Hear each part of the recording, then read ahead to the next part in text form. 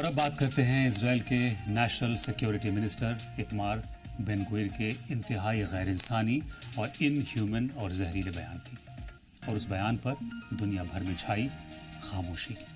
ایتمار بن گویر نے ایک بار پھر غزہ کے معصوم اور بے گناہ لوگوں کے لیے اور ان کے خلاف زہر اگلا ہے۔ ایک پوڈ کاسٹ کے دوران بن گویر نے کھلے عام یہ خوفناک بیان دیا کہ غزہ میں ہر رات 30 سے 40 لوگوں کو مار دیا جانا چاہیے۔ انہوں نے کہا کہ غزہ کے لوگوں کو جینے کا کوئی حق نہیں ہے، اور اسرائیلی فوج کو صرف لڑاکوں کو ہی نہیں بلکہ عام لوگوں کو بھی نشانہ بنانا چاہیے۔ بن گویر نے فلسطینیوں کو فلسطین کی زمین سے زبردستی باہر نکالنے اور پورے علاقے پر قبضہ کرنے کی مانگ بھی کی ہے۔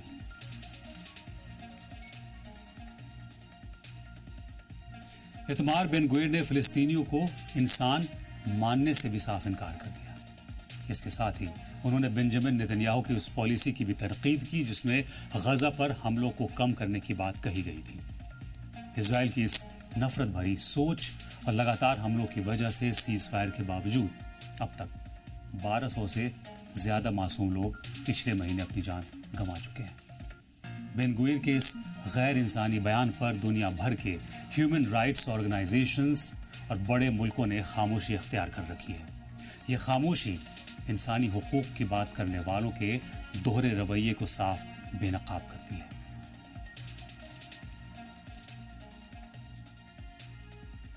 غزہ میں انسانوں کی جانوروں سے بدتر حالات اور تباہی کے بیچ غزہ سے جانوروں کی بدحالی سے جڑی ایک دل دکھانے والی خبر سامنے آئی ہے۔ دی جیروسلم پوسٹ کی ایک رپورٹ کے مطابق غزہ کے نصیرت ریفیوجی کیمپس کے پاس بنے ایک زو میں بے زبان جانور دانے پانی کو ترس رہے ہیں۔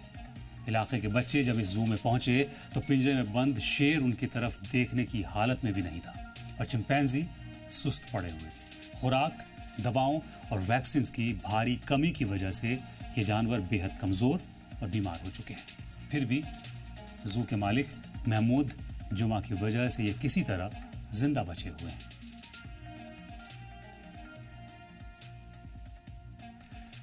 محمود جمعہ پہلے رفح شہر میں یہ زو چلاتے تھے، لیکن سال 2024 میں جنگ کے خوف کی وجہ سے انہیں وہاں سے بھاگنا پڑا۔ جنگ کے بیچ محمود زندہ بچے جانوروں کو ایک جگہ سے دوسری جگہ لے جاتے رہے، اور آخرکار نصیرت میں آ کر انہوں نے اس زو کو دوبارہ شروع کیا۔ محمود جمعہ کا کہنا ہے کہ 3 سال سے تباہی جھیل رہے معصوم بچوں کو تھوڑا بہلانے اور ان کے چہرے پر مسکان لانے کے لیے انہوں نے یہ قدم اٹھایا۔ جنگ کے شروعاتی دنوں میں جب سب اپنی جان بچانے میں لگے تھے، تب محمود بے زبان جانوروں کی جان بچانے کی جدوجہد کر رہے تھے۔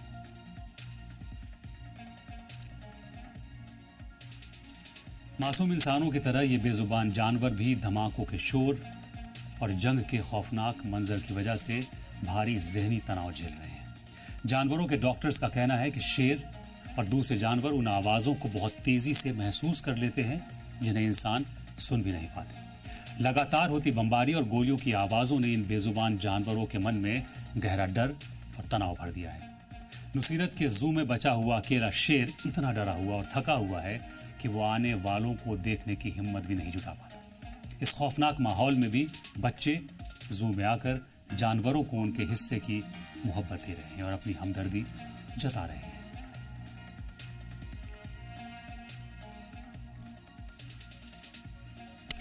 ہم نے آپ کو 2 الگ الگ خبریں بتائیں۔ ایک طرف بن گویر کا زہریلا بیان جس میں وہ ہر رات 30 سے 40 غزہ کے عوام کو مارنے کا ٹارگٹ اپنی فوج کو دے رہے ہیں، اور دوسری خبر میں غزہ کے ایک زو میں جانور بھوک اور بموں کے دھماکوں سے آوازیں سن کر موت کے کگار پر ہیں۔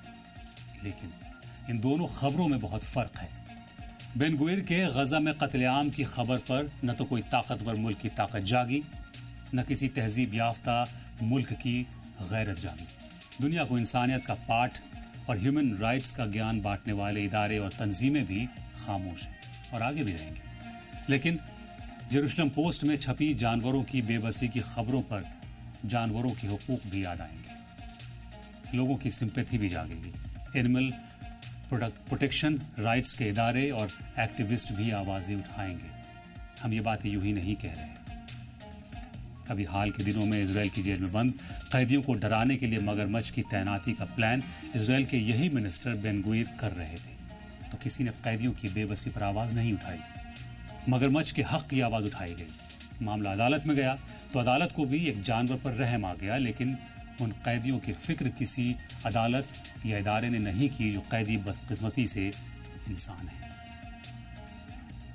یہ ہے دنیا کا دوہرا رویہ، یہ ہے دنیا کو انسانیت، تہذیب، آداب، سلیقے، طریقے اور زندگی جینے کا مہذب انداز دینے کا دعویٰ کرنے والی مغربی طاقتوں کا چہرہ۔